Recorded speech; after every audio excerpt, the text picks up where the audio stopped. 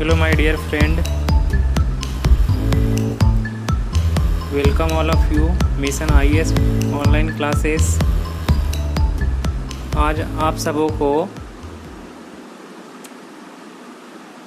Lesson number 2 की basic concept बताने जा रहा हूँ, जिसके तहत हम लोग सीखेंगे बहुपद क्या है या बहुपद किसे कहते हैं, चर और अचर और चर के गुणांक के ऋणात्मक घातांक को जोड़ अथवा घटाव या गुणा की क्रियाविधि के द्वारा बीजगणित का व्यंजक बनाने की प्रक्रिया को ही बहुपद कहा जाता है। लेकिन जब चर मान और अचर मान के वास्तविक संबंध को दर्शाने के लिए जो हम बीजगणितीय संबंध बनाते हैं उसे हम बहुपद कहते हैं।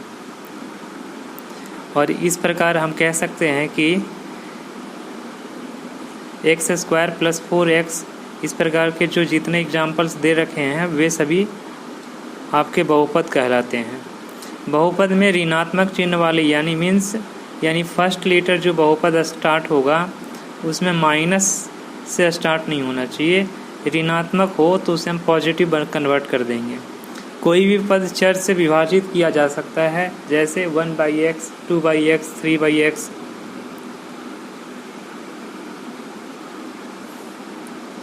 इसमें और कुछ एग्जाम्पल्स देखते हैं। तो बहुपद का मतलब हो गया, बहुपद और समीकरण में थोड़ा सा अंतर होती है कि बहुपद में किसी भी समीकरण को लिखने के बाद 0 नहीं लिखी जाती है। रूट एक्स को हम 1/x⁴ लिख सकते हैं, लेकिन बहुपद चर और अचर के घात को आप कॉफिशिएंट कहते हैं। चर का मतलब हो रहा है वैसे मान जो गणितीय गणनाओं में अपना मान नहीं बदलता, उसे हम अचर मान कहते हैं। और जो गणितीय गणनाओं में अपना मान बदलता उसे अचर मान कहते हैं। अब उसके एग्जाम्पल्स को देखते हैं। तो बहुपद में क्या होगी कि 0 से लेकर के 9 और उससे बनी हुई संख्या सभी अचर मान कहलाते हैं। अल्फ़ा, बीटा, गामा और A से लेकर के Z कैपिटल और A से लेकर के स्मॉल z ये आपके चर मान कहलाएंगे। अब घातों के आधार पे देखते बहुपद कितने प्रकार की होती है। तो कोई भी बहुपद को px इसलिए मानते हैं कि वो फंक्शन होता है बहुपद x के लिए।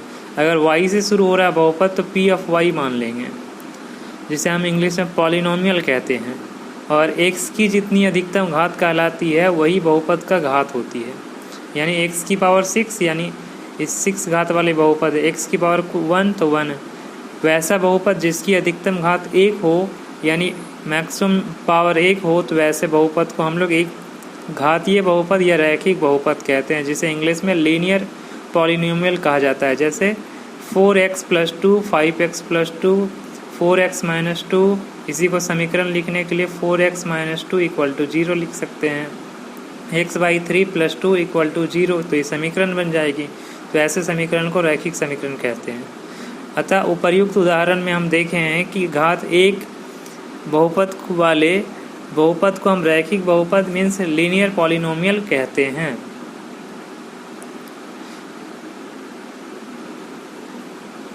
द्विघात बहुपद वैसे बहुपद को कहा जाता है, वैसा बहुपद जिसकी अधिकतम घात 2 हो, यानी x⁴ यानी इसकी +x + 2 यानी इस व्यंजक में, इस पॉलिनोमियल में सबसे अधिकतम घात 2 है, यानी इसकी मैक्सिमम पावर 2 है, यानी x की उच्चतम मान 2 है। इस कारण से इसे द्विघात बहुपद या द्विघाती बहुपद यानी क्वाड्रेटिक पॉलिनोमियल कहा जाएगा।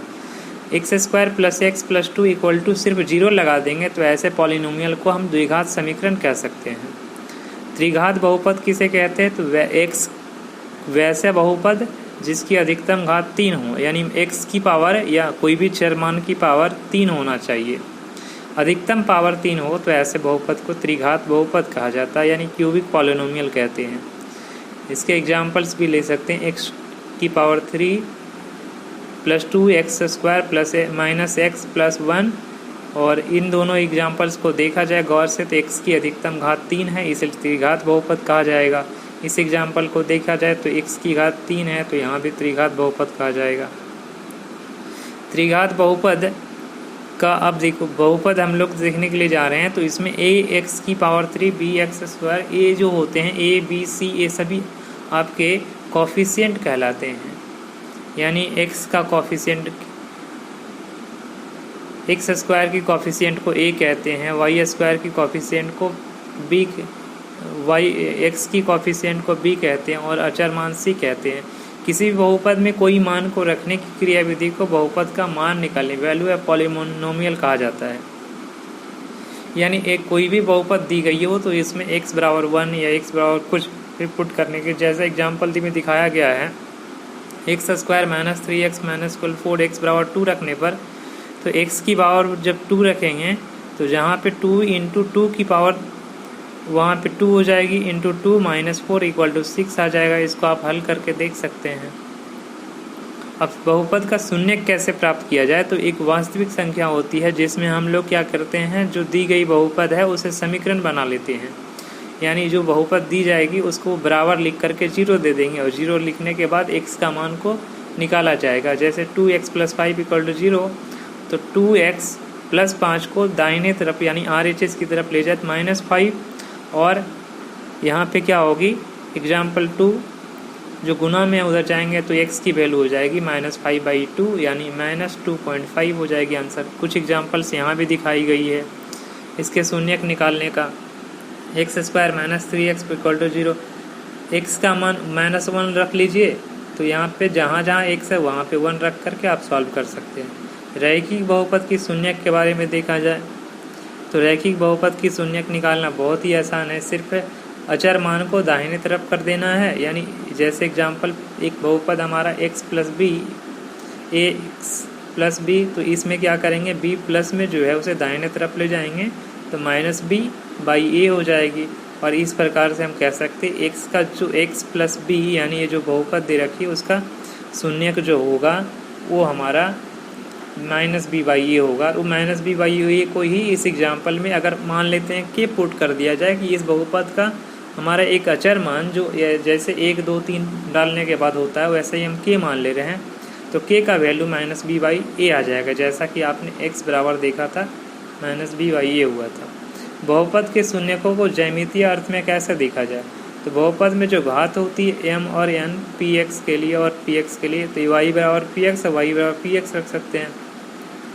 इसे जब हम ग्राफ में रिप्रेजेंट करेंगे तो ये दोनों बहुपद एक दूसरे को प्रतिच्छेद करते हुए नजर आएंगे।